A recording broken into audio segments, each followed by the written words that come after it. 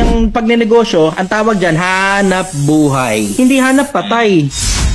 Ayun, simple lang naman tanong ko, brother. Anong basehan mo sa isang magaling na negosyante? Pag kumikita siya. Kasi ewan ko kung hindi mo alam yun ha, pero napakalaki ng pinagkaiba ng negosyanteng kumikita at saka negosyanteng palugi na nagpapanggap na kumikita. Ang dami niyan, brother. Hindi lang yan sa mga influencer, pati sa mga negosyante. Kaliwat ka na ng pa-invest nila, kaliwat ka na ng putang ng pa-sign up sa course nila. Tapos pag nakita mo, tangina halos wala pala laman ng mga bangko at naka-negative pa sila. Bukas makalawa, mababalita mo na lang, hinahabol na ng NBI. Maraming negosyo ang hindi talaga totoong kumikita at ang napapaikot lang nila na pera pera ng investor. Tapos nagpapanggap sila na yung pera ng investor pera nilang sarili. Tapos binibili nila ng mga kung ano ng putang inang mga pangluho nilang kapritsyo nila. Yun na ngayon, yung pag naubos, ikot ngayon ng tumbong nila kung paano nila babayaran, kaliwat kanan ngayon ng warrant of arrest. Paano mo sabi magaling na negosyante? Pag kumikita ay negosyante. Kasi in case hindi mo napansin, yung pagnenegosyo, ang tawag dyan, hanap buhay. Hindi hanap patay. Alam mong magaling yung negosyante pag kumikita siya. Pag kumikita yung hanap buhay niya, alam mo, umuusad yung negosyante na yan. Pag yung negosyante, alam mong palugi, tapos hindi kumikita, tapos kumukuha pa ng mga investor habang nagpapanggap na sobrang yaman, alam mo nang hindi magaling na negosyante yan.